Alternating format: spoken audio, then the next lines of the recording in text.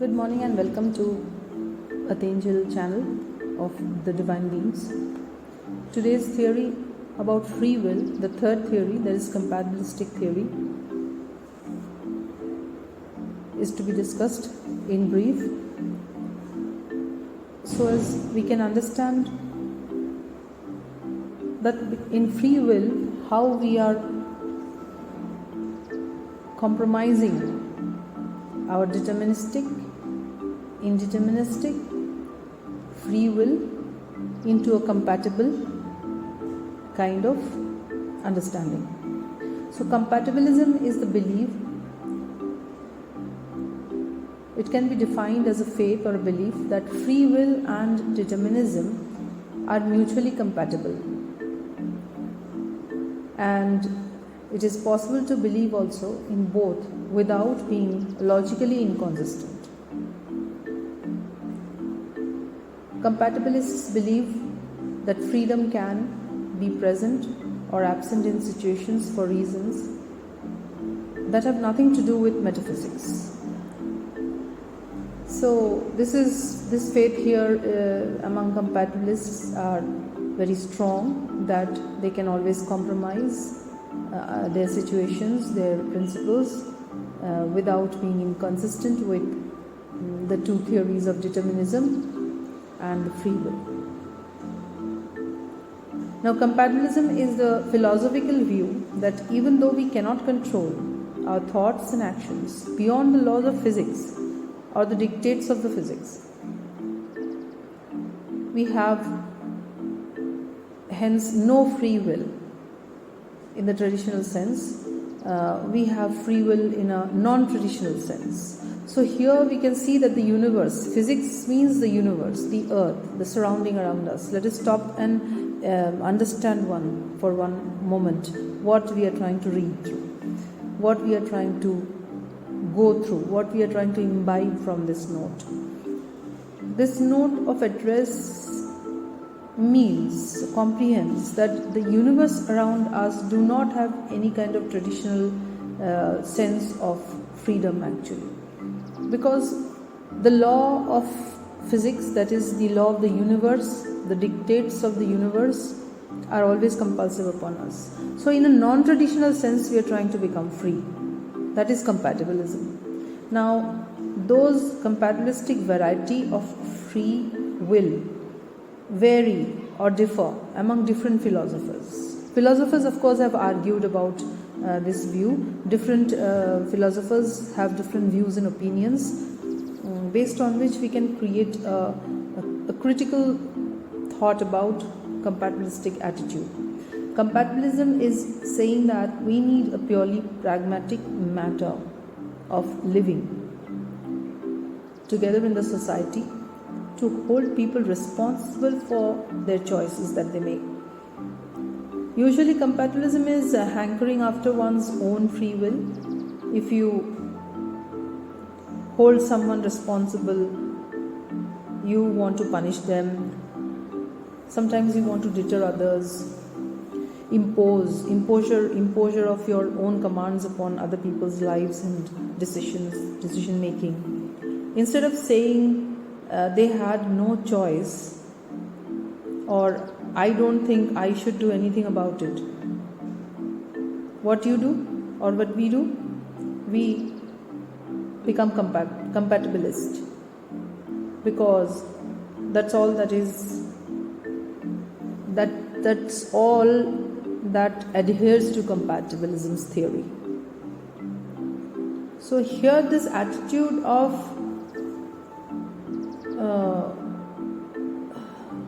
the acceptance that there was no other way that could have taken other than this way, or whatever is being done to them is okay with them.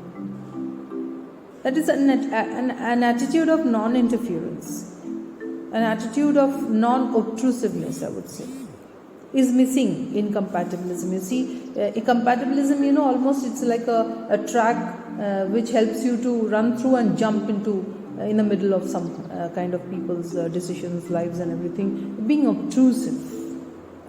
which is highly unacceptable, I think. So what things which are unacceptable, things which sound a bit deviated from the normalcy of thought, is definitely to be considered and studied by us before we correct ourselves or think that we are already correct in our thoughts. So in his book, the philosopher Caruso addressed another philosopher, Coel, as wrong and accomplished the fact that people are responsible, but the kinds of responsibility is very different. So here you see one philosopher thinks that people are not responsible. Metaphysics is compulsive upon us. So compatibilistic theory is basically non-traditional theory. Traditionally we are compulsive, we are deterministic in attitude. But there is an argument between philosophers. Two of them I have mentioned here. There are numerous others who are arguing the fact of inclining towards it or deviating from it. Now, definition of compatibilism is different from different philosophers' views. So it would be relevant to make the personal view, not to be rigid here. So rigidity will not serve us with any answers, we can see. And the compatibilist people are, or they could be of people on the grounds of their future likelihood of committing crimes or need for rehabilitation. We can see that this compromising attitude in situations which are pressing upon people might this compromising attitude itself is a compatibilistic theory, okay, and this has a greater tendency, greater inclination to lead the thought towards committing crimes. So Greg Caruso, who is not a compatibilist, saw the difference here, and he claimed that he does not need any concept of free will to see an important difference between these serious scenarios. Okay. Now we will discuss a little bit further about compatibilism. Compatibilism here is determinism, a kind of determinism with a slight modification. For the sake of appearances and for any language use, we can say it is a bit modified format of determinism.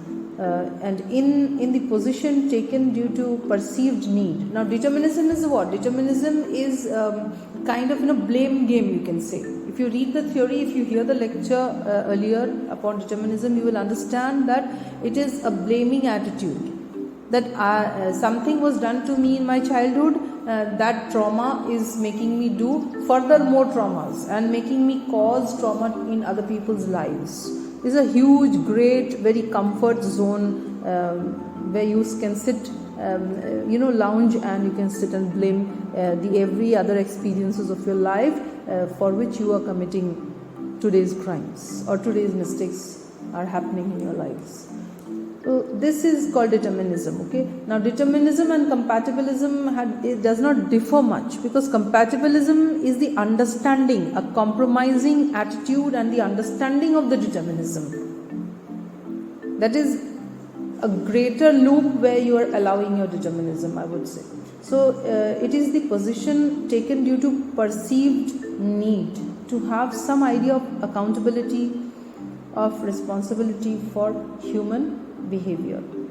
This is a position where we have to have accountability, and if this is missing in our behavior, then we are in the trap of this compatibilistic attitude. In this position, human could be held accountable and responsible and blameworthy if they act according to their will and are not coerced or forced by external agents.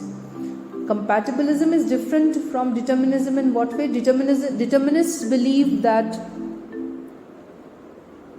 some experience have coerced them into today's situation or happenings of their lives where they stand.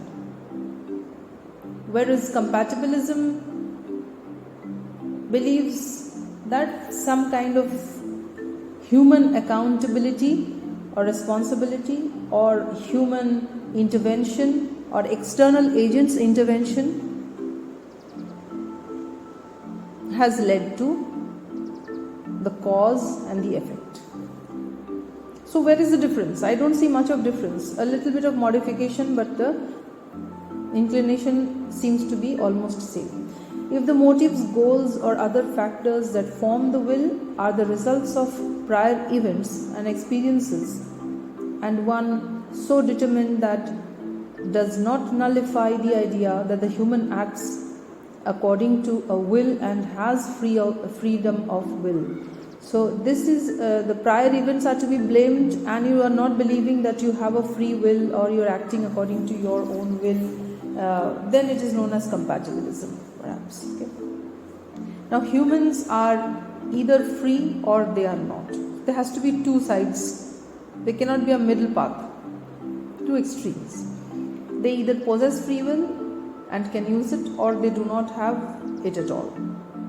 They either have it and can use it as often as they want to do so, or they have only to make decisions or choices devoid of prior influences that determine the outcome of the decision or choice making procedure.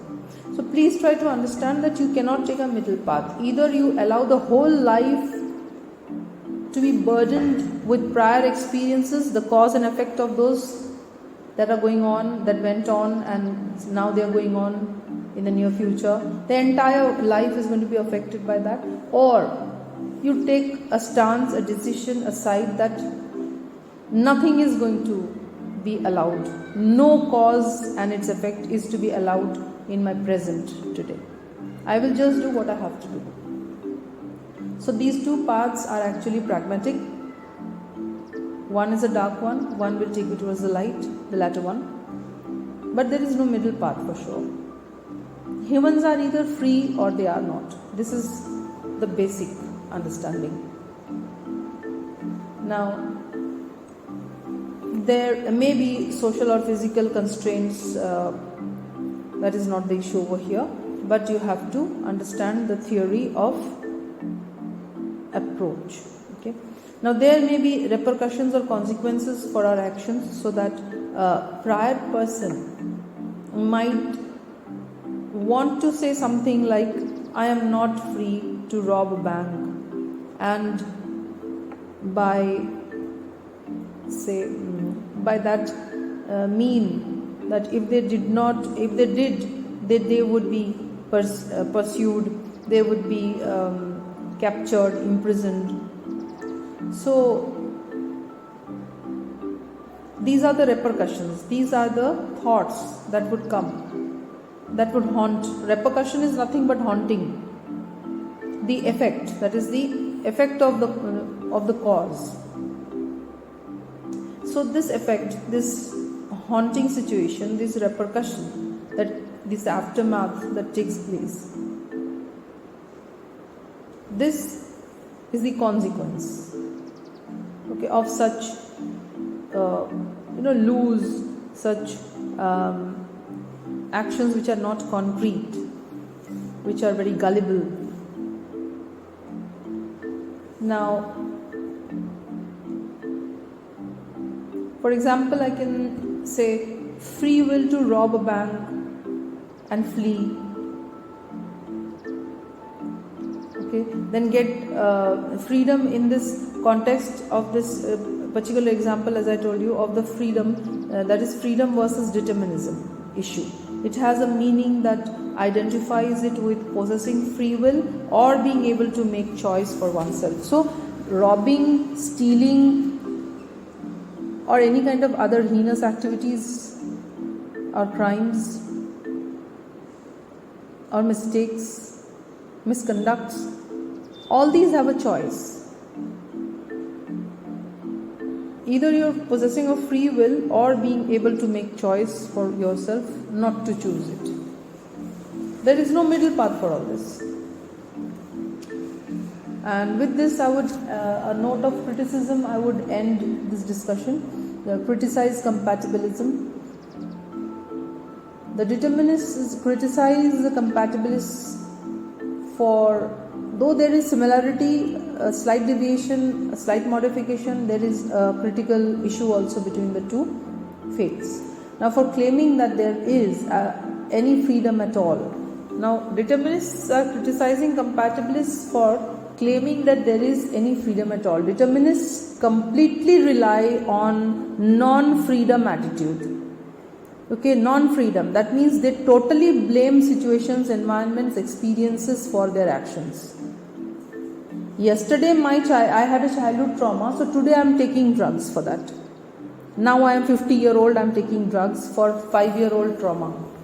Who's to blame? I myself to blame myself, or the situation that took place that is to be blamed? So here clarity of thought is very important for us to heal ourselves, to come out. Heal means to come out of the injury. And you try to understand the person who injured you is the sick one, not you. The person who misbehaved was at fault, not you. That person needs to work upon himself. That person needs to grieve, punish himself, rectify himself, etc. Whatever he needs to do, but not you. You are untouched. You neither deserve it, never did you deserve it, nor do you deserve anything of as such now. You have nothing to do with it. So the baggage of that person is his burden, not yours. Why are you carrying the burden of others? So the determinists think that the compatibilists are defining freedom in a different manner in order to make the claim that there is some freedom of choice. This is the problem. Determinists have a view that compatibilists are leaving a space for freedom of choice, whilst determinists completely blame situations for their conduct. Whole life they'll go on doing things which are not to be done, just blaming prior experiences. See, for example, we have trauma bonds, we have sexual addictions, we have drug addictions, any kind of other alcohol addictions, we have any kind of dark habits like stealing, pilfering, manipulating, blaming others. Why these things come? Because we have always learned to blame situations for no fault of ours. So when you are not at any fault, why are you going to blame anyone? The word blame should not be active in your life at all. The people who have done the wrongs, let them do it and get out and have their consequences. You stand untouched. In 1 second, on the spur of the moment, just drop that burden and the baggage, because it's not yours. You have neither contemplated it, nor have you performed it, nor are you responsible for the conduct, nor will you get any consequences. Just feel free. Don't feel tempered. Don't feel, perturbed. Don't feel touched by things which you are not doing.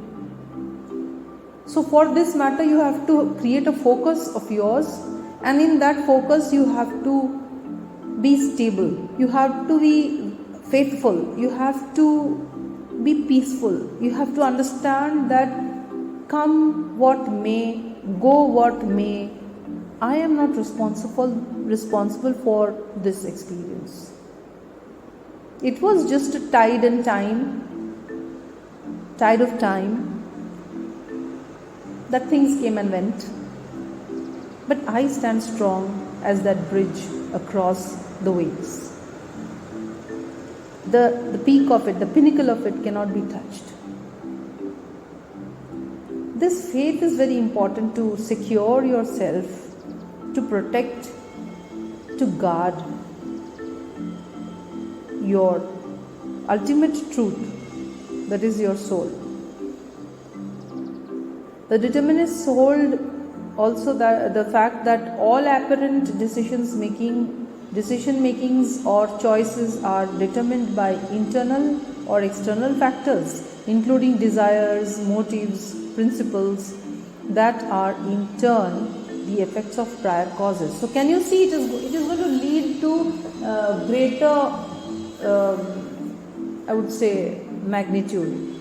The magnitude would multiply, it will become a heap, a mountain after that, and then it would be very, very difficult for us to carry. We will be buried under it because we are blaming the external and the internal factors, where we don't need to blame at all. If we don't take any blame for the situation, then we don't have any consequences for it also. So just give out the blame. Drop the blame. Whatever has happened, whatever is happening, it ought to have happened that way. All of us are here to learn something from situations. Situations and moments are only lessons for us, classes conducted by the above power for us. We are not here to take any blame or surrender any or or to blame anybody else also. We are just here to experience, see it. As I told you, stand out from your spirit. You, that is I and the spirit, they are two different things. The spirit is always holy. Does anybody's spirit is unholy, goes unholy? No, it does not. That is why the name Holy Spirit has come. Holy Spirit, why? Because once you're connected with the holy thoughts, your spirit is holy. Now every spirit is holy. A spirit is just a flash of light. It cannot be dark. It is the I who brings the darkness.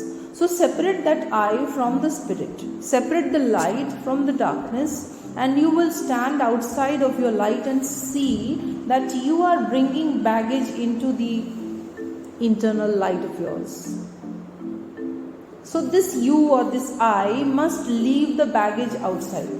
Those luggages, those burdens that doesn't belong to us, we need not fetch it for ourselves. This is the ultimate moral of our discussion today. And with this, I wish you a very happy, very blissful, very peaceful day, night, and years to come. With all my blessings from this desk of High Priestess, I wish you Almighty's blessings, most favored path for you to understand and accept. Thank you.